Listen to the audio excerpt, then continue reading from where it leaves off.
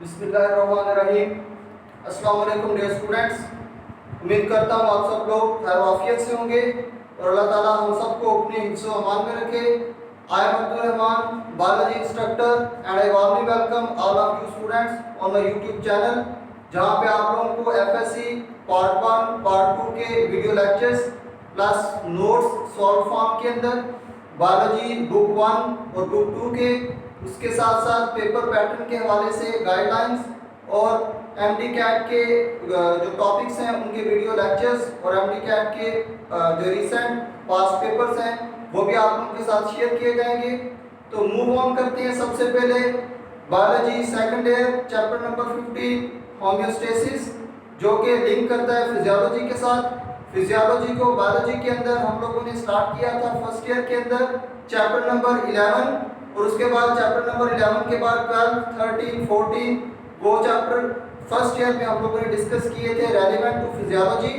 अब नेक्स्ट है जो बायोलॉजी बुक 2 का first chapter homeostasis, it is also linked to physiology.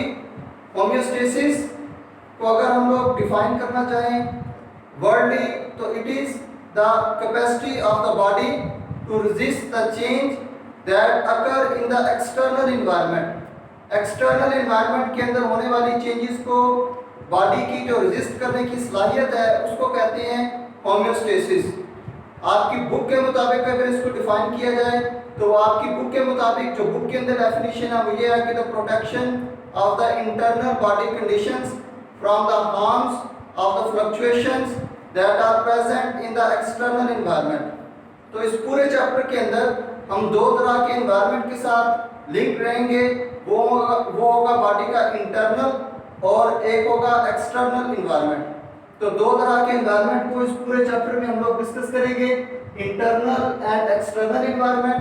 तो एक्सटर्नल एनवायरनमेंट और इंटरनल एनवायरनमेंट से पहले व्हाट इज एनवायरनमेंट। एनवायरनमेंट अगर आउटसाइड द बॉडी डिस्कस किया जाए तो everything around us is our environment. और एक्सटर्नल एनवायरनमेंट के बारे में एक बात याद रखनी है कि इसको हम लोग कांस्टेंट नहीं कर सकते। इसकी एक प्रॉपर्टी है दैट इट विल फ्लक्चुएट। इसके अंदर चेंजेस आएंगी और वो चेंजेस वाइड रेंज के अंदर होंगी as compare to the changes that occur in our internal body conditions. तो इंटरनल बॉडी का जो एनवायरनमेंट है, इंटरनल एनवायरनमेंट से हमारी क्या मुराद है, क्योंकि बॉडी के अगर इंटरनल एनवायरनमेंट की बात करें उसमें भी दो तरह का एनवायरनमेंट आ जाता है, एक इंटरसेलुलर एनवायरनमेंट, एक इंट्रासेलुलर एनवायरनमेंट।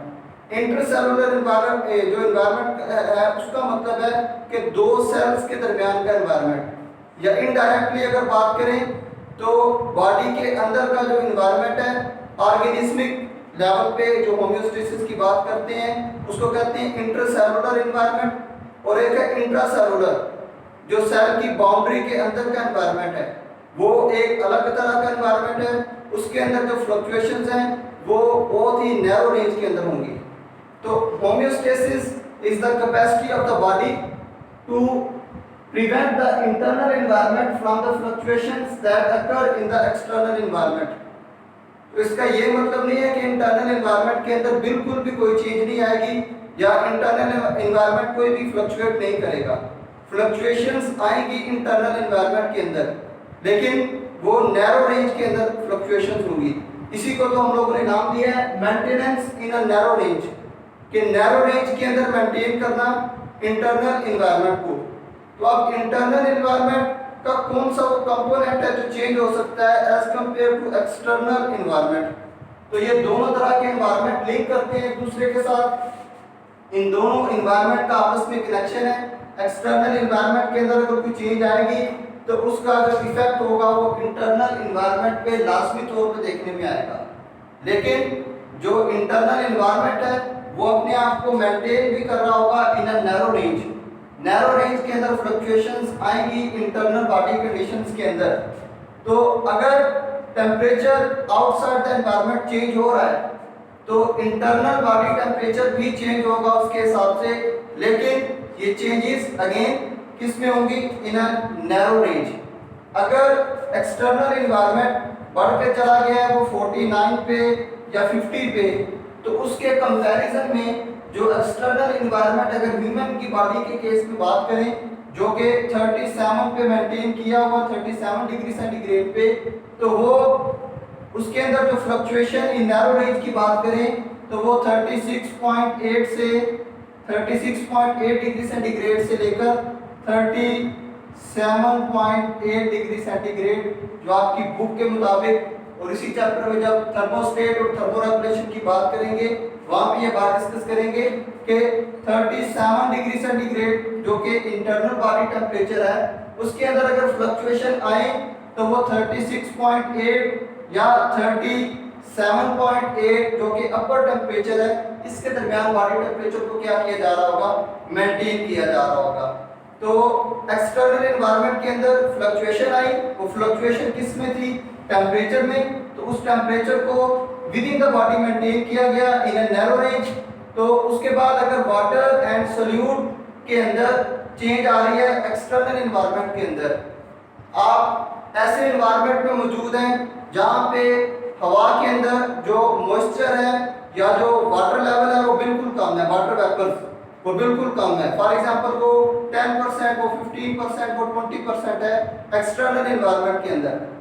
तो जो इंटरनल बॉडी एनवायरनमेंट है उसके अंदर अगर 70% या 80% वाटर है, हम लोग एग्जांपल ले लेते हैं, for example 70% inside the body water मौजूद है, तो ये नहीं होगा कि अगर एक्सटर्नल एनवायरनमेंट के अंदर जो वाटर की अमाउंट है वो चेंज हुई है, वो 20% तक आई है, तो इंटरनल जो बॉडी एनवायरनमेंट है उसके अंदर जो वाटर वेपर्स हैं या जो वाटर की अमाउंट है वो भी डिक्रीज हो जाएगी, वो 50 पे आ जाएगी। नहीं, अगर आप किसी ऐसे एनवायरनमेंट में मौजूद है जहाँ चारों तरफ पानी है, फॉर एग्जांपल आप किसी पूल के अंदर हैं, आपके सराउंडिंग में बिल्कुल वाटर है, तो ऐसा नहीं होगा कि सेल का जो अंदर का एनवायरनमेंट है वो 98% तक वाटर पे मुश्तमिल हो। नहीं, फ्लक्चुएशंस आएंगी, अगेन वो फ्लक्चुएशन किसके अंदर होंगी, with in an narrow range. तो टेम्परेचर एक्सटर्नल एनवायरनमेंट के अंदर चेंज होगा, लेकिन इंटरनल एनवायरनमेंट में उसको मेंटेन किया जाएगा with in an narrow range. उसी के साथ साथ अगर water and solute external environment के अंदर चेंज हो रहा है तो उसको भी मेंटेन किया जा रहा है इंटरनल एनवायरनमेंट के अंदर with in an narrow range. उसी के साथ साथ वेस्ट प्रोडक्ट को भी बॉडी से रिमूव किया जाता है और इनको भी मेंटेन किया जाता है with in an narrow range. Urea, uric acid, हमारे अगर ह्यूमन बीइंग के केस में बात करें तो इनको भी मेंटेन किया जा रहा होता है with in a narrow range inside the body. उसके बाद रेस्पिरेटरी गैसेस, ये हमारे इस चैप्टर का हिस्सा नहीं होंगी, इनको फर्स्ट ईयर में हम लोग डिस्कस कर चुके हैं रेस्पिरेशन के अंदर कि CO2 को लंग एपिथेलियम से कैसे रिमूव करवाया जाता है। तो लेकिन अगर रेस्पिरेटरी गैसेस जो उनका लेवल है या पार्शियल प्रेशर ऑफ ऑक्सीजन है वो एक्सटर्नली या एक्सटर्नल एनवायरनमेंट के अंदर चेंज हो रहा है तो उसका इफेक्ट इंटरनल एनवायरनमेंट के ऊपर जरूर पड़ेगा, लेकिन हाइपोक्सिया से बचाया जा रहा होगा, इंटरनल एनवायरनमेंट को प्रिवेंट किया जा रहा होगा हाइपोक्सिया से, क्योंकि हमारे जो ब्रेन सेल हैं और कार्डियक सेल हैं ये बिल्कुल भी हाइपोक्सिया को विथस्टैंड नहीं कर सकते। तो पार्शियल प्रेशर ऑफ ऑक्सीजन अगर आप किसी माउंटेन के ऊपर हैं या सी लेवल के ऊपर हैं वो चेंज है, लेकिन उसको इंटरनल एनवायरनमेंट के ऊपर इतना असरअंदाज नहीं होने दिया जाएगा एक सिस्टम के जरिए से। वो सिस्टम कौन सा है, होमियोस्टेसिस। तो इस होमियोस्टेसिस के अंदर बात करेंगे maintenance in a narrow range, और इस मेंटेनेंस एंड नैरो रेंज को जो चीज प्रोसीड करवा रही होगी वो होगा कंट्रोल सिस्टम। कंट्रोल सिस्टम की अभी आगे चल के बात करते हैं कि कंट्रोल सिस्टम क्या है, जो कंट्रोल सेंटर इस पूरे के पूरे सिस्टम को ड्राइव करवा रहा है with the help of feedback mechanism. उससे पहले इंपॉर्टेंस ऑफ होमियोस्टेसिस, होमियोस्टेसिस की इंपॉर्टेंस हमारी बॉडी के अंदर। अब एक इससे पहले question, why do we need homeostasis, homeostasis की जरूरत क्यों पड़ती है हमारी बॉडी को या किसी भी लिविंग ऑर्गेनिज्म को। अब ये एक एवोल्यूशनरी प्रोसेस है, एवोल्यूशन के थ्रू ऑर्गेनिज्म स्प्रेड हुए डिफरेंट टाइप के एनवायरनमेंट्स के अंदर, उन्होंने वहां पे रहना शुरू किया। अब वहां का जो एनवायरनमेंट था उसको अडॉप्ट किया, उस एनवायरनमेंट के हिसाब से जो इंटरनल एंजाइम्स की वर्किंग थी वो जो है वो एंजाइम ने वर्किंग स्टार्ट कर दी, लेकिन उसके बाद जो एक्सटर्नल एनवायरनमेंट था वो चेंज होना शुरू हुआ। तो ऑर्गेनिज्म की जो बॉडी है उसने रेजिस्ट किया चेंज को, जो कि चेंज आई एक्सटर्नल एनवायरनमेंट के अंदर। तो ऑर्गेनिज्म रेजिस्ट और टेंड टू रेजिस्ट, या तो रेजिस्ट करेगा या रेजिस्ट करने की कोशिश जरूर करेगा। अब लाजमी नहीं है कि उसने रेजिस्ट किया और वो रेजिस्टेंस उसकी जो है वो मुकम्मल भी हुई, लाजमी नहीं है, लेकिन वो कोशिश जरूर करेगा। रेजिस्ट और tend to resist the changes that are present in the external environment. तो एक तो एवोल्यूशनरी बेस है, किसी भी लिविंग ऑर्गेनिज्म ने अपने आप को अडॉप्ट कर लिया है in living in an environment और उस एनवायरनमेंट को अडॉप्ट किया। तो अब अगर उसमें उस एनवायरनमेंट के अंदर कुछ चेंज आती है, फॉर एग्जांपल ह्यूमन बीइंग की बात करें, अगर एक्सटर्नल एनवायरनमेंट 49-50 पे चला गया, तो अगर उसके हिसाब से हमारा इंटरनल एनवायरनमेंट भी चेंज हो रहा है, तो इंटरनल एनवायरनमेंट के चेंज होने से जो हमारे जो एंजाइम्स हैं वो वर्क प्रॉपर्ली नहीं कर पाएंगे, क्योंकि उनकी जो वर्क करने की रेंज है वो रेंज बहुत ही स्पेसिफिक टेम्परेचर और स्पेसिफिक पीएच के ऊपर है। तो इसलिए हम लोग या कोई भी लिविंग ऑर्गेनिज्म रेजिस्ट करेगा चेंजेस को जो कि एक्सटर्नल एनवायरनमेंट के अंदर टेक प्लेस होंगी। It helps to maintain stable internal environment. Stable internal environment को मेंटेन करना ये काम है होम्योस्टेसिस का। उसके बाद ये डायनामिक प्रोसेस है, डायनामिक, जो कि हर वक्त काम कर रहा है। याद रखिए ये होम्योस्टेसिस एक ऐसा सिस्टम है बॉडी के अंदर जो 24 घंटे हमारे बॉडी के अंदर क्या कर रहा है, वर्क कर रहा है। तो ये एक डायनामिक प्रोसेस है जो कि डिफरेंट बॉडी सिस्टम्स और जो बॉडी फंक्शंस हैं उनको एट ए टाइम क्या कर रहा होता है, मॉनिटर कर रहा होता है, ताकि उनको कंट्रोल किया जा सके, उनको एक नैरो लिमिट के अंदर प्रोसीड करवाया जा सके। अब है कंपोनेंट्स ऑफ होम्योस्टेसिस, कि कौन से ऐसे एक्सटर्नल एनवायरनमेंट के कंपोनेंट्स हैं जिनके चेंज होने का इफेक्ट हमारी इंटरनल बॉडी कंडीशंस के ऊपर पड़ेगा। अब आप लोगों की बुक के अकॉर्डिंग जो इस चैप्टर में दिए गए हैं उन्हीं कंपोनेंट्स की यहाँ पे बात की गई है। अगर एक्सटर्नल एनवायरनमेंट के अंदर टेम्परेचर चेंज की बात करें तो उसको कहते हैं थर्मोरेगुलेशन। अगर ये maintenance in a narrow range external environment के हिसाब से की जा रही हो वाटर एंड सॉल्यूट बैलेंस पे, उसको कहेंगे ओस्मो रेगुलेशन, ओस्मोलैरिटी। उसके बाद अगर ये maintenance in a narrow range external environment के हिसाब से की जा रही है मेटाबॉलिक वेस्ट के अंदर, तो इसको हम लोग नाम देते हैं एक्सक्रीशन का।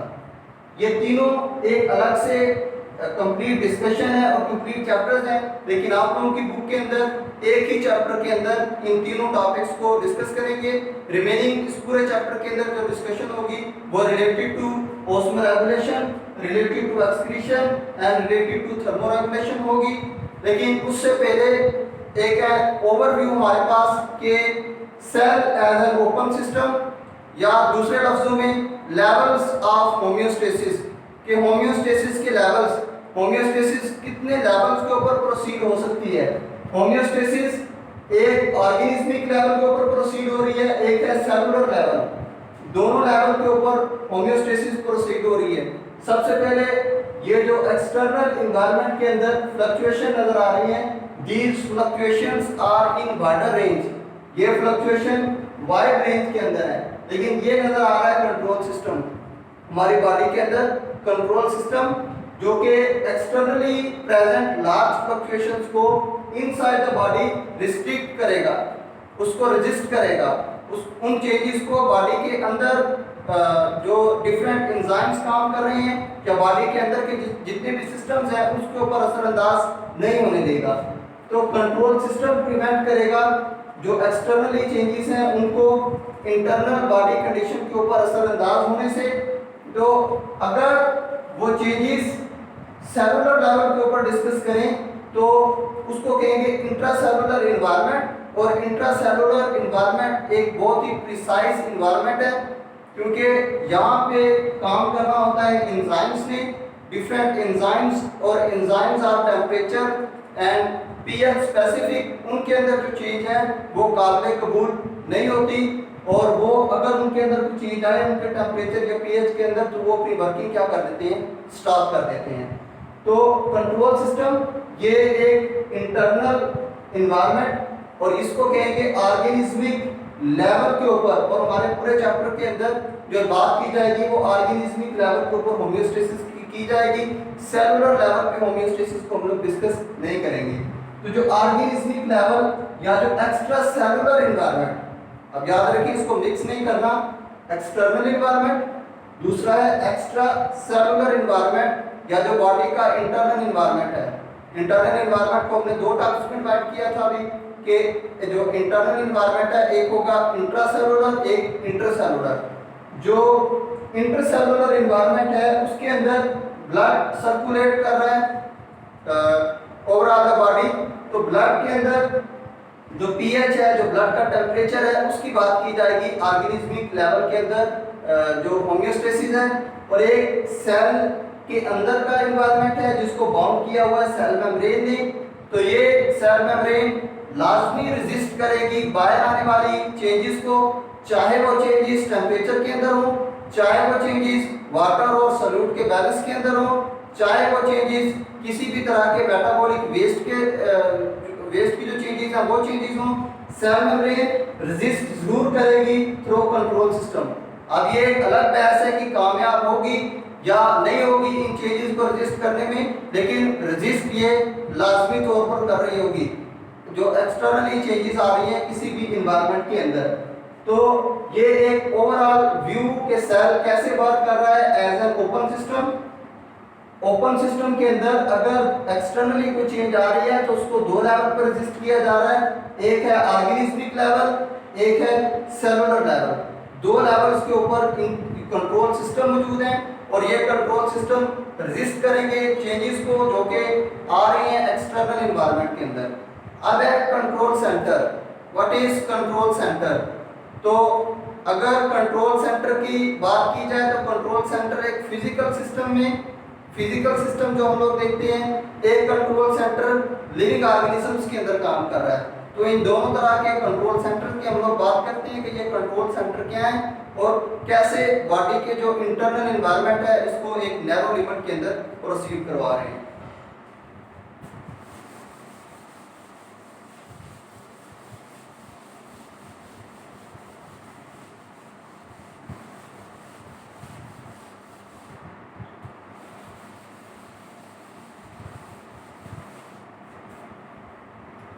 This maintenance in a narrow range, ये maintenance in a narrow range इसको प्रोसीड करवा रहा होगा एक सिस्टम। तो सिस्टम को या उस सेंटर को हम लोगों ने नाम दिया कंट्रोल सेंटर। और ये control centre very specifically work कर रहा होगा inside the body. Control centre, अब ये कंट्रोल सेंटर फिजिकली भी हम लोग देख सकते हैं। फिजिकल कंट्रोल सेंटर के केस में अगर देखा जाए तो फिजिकल कंट्रोल सेंटर के अंदर एग्जांपल ले लेते हैं हम लोग इंक्यूबेटर की। इंक्यूबेटर के अंदर एग को इंक्यूबेट होने के लिए हम लोग रखते हैं, तो उसके अंदर एक फिजिकल सिस्टम काम कर रहा होता है कि उसके टेम्परेचर को अप एंड डाउन होने से रोकने के लिए। अगर समर के केस में बात की जाए तो टेम्परेचर एक्सटर्नली राइज करेगा, इंक्यूबेटर के जो अंदर का टेम्परेचर है वो भी क्या होना शुरू हो जाएगा, अप होना शुरू हो जाएगा। जैसे ही जो इंक्यूबेटर का अंदर का टेम्परेचर है वो अप होना शुरू होगा, उसके अंदर कूलिंग मैकेनिज्म ऑन होगा और टेम्परेचर क्या हो जाएगा, फॉल कर जाएगा। इसी के साथ अगर एक्सटर्नली इन्वायरमेंट के अंदर टेम्परेचर लो हुआ तो जो इंटरनल इन्वायरमेंट है उसके अंदर भी टेम्परेचर फॉल होना शुरू होगा। लेकिन जैसे ही टेम्परेचर फॉल होना शुरू हुआ उसी के साथ हीटिंग मैकेनिज्म ऑन होगा और उसके जो इंटरनल टेम्परेचर है वो क्या हो जाएगा, अप हो जाएगा। लिविंग बॉडी के अंदर या लिविंग सिस्टम के अंदर अगर कंट्रोल सेंटर की बात करें तो लिविंग बॉडी या लिविंग सिस्टम के अंदर कंट्रोल सेंटर जो है इसको हम लोग डिवाइड करते हैं into different components that are receptors. ये रिसेप्टर्स, उसके बाद कंट्रोल सेंटर। रिसेप्टर में से जो इसको मैसेज मिलेगा उसको क्या करेगा, प्रोसेस। इसको हम लोग नेम देंगे प्रोसेसिंग का। प्रोसेसिंग के बाद ये चला जाएगा इफेक्टर्स के पास जो कि मसल या ग्लैंड। इफेक्टर्स जनरेट करेंगे specific type of response. Effector specific type of response generate करेंगे। तो रिसेप्टर्स को जो मैसेज आ रहा होगा वो मैसेज आएगा फ्रॉम एक्सटर्नल इन्वायरमेंट, और एक्सटर्नल एनवायरनमेंट के अंदर कोई भी चेंज जो इंटरनल बॉडी कंडीशन को चेंज करवा सके उसको हम लोग नाम देते हैं स्टिमुलाई का।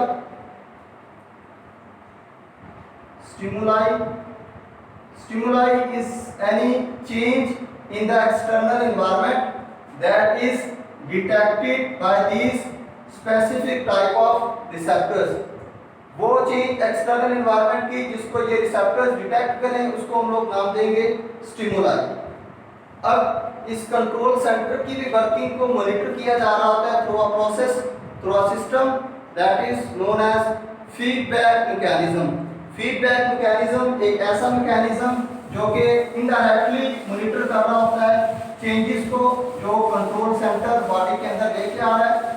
वो फीडबैक दो तरह से होती है, नेगेटिव एंड पॉजिटिव फीडबैक। उसको हम लोग डिस्कस करेंगे इसी लेक्चर के अंदर, जो कि इसी लेक्चर का हिस्सा है, introduction.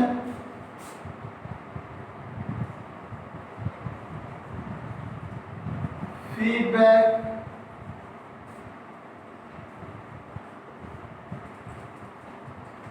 mechanism, and this feedback mechanism may be negative or may be positive feedback mechanism। ये feedback mechanism पॉजिटिव भी हो सकता है, ये feedback mechanism negative feedback mechanism भी हो सकता है। अब एक बात याद रखनी है फीडबैक मैकेनिज्म के हवाले से, हमारी बॉडी के अंदर जितने भी फीडबैक मैकेनिज्म्स हैं वो नेगेटिव फीडबैक मैकेनिज्म्स हैं। जितने भी फीडबैक हैं वो नेगेटिव फीडबैक मैकेनिज्म्स हैं।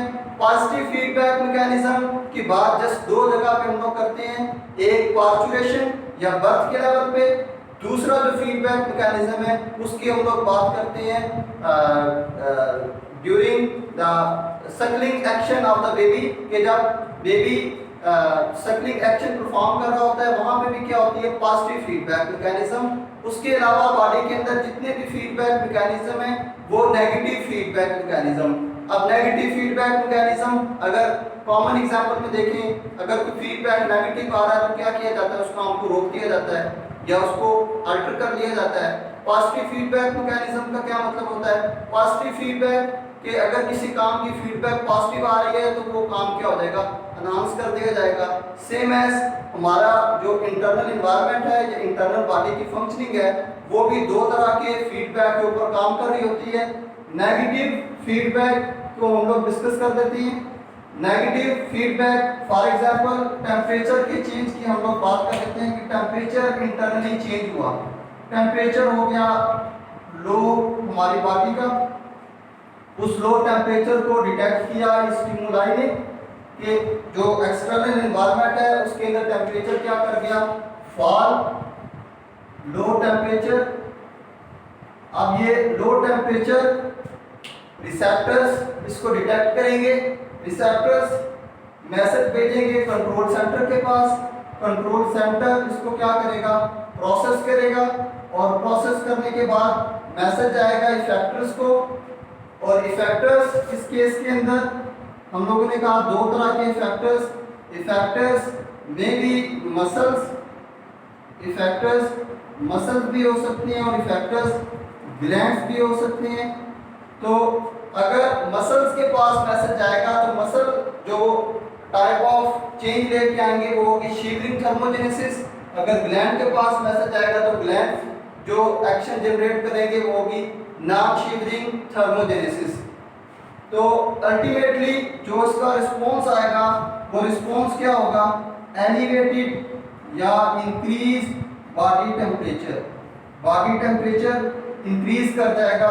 और ये इंक्रीज बॉडी टेम्परेचर वैसे तो ये बॉडी टेम्परेचर इंक्रीज ही करता रहेगा, उसको दोबारा नॉर्मल सेट पॉइंट तक भी लेके आना है। तो जैसे ही ये बॉडी टेम्परेचर इंक्रीज करेगा उसका मैसेज आएगा किसके पास, कंट्रोल सेंटर के पास, कि अब मजीद जो हीट है वो जनरेट नहीं करनी।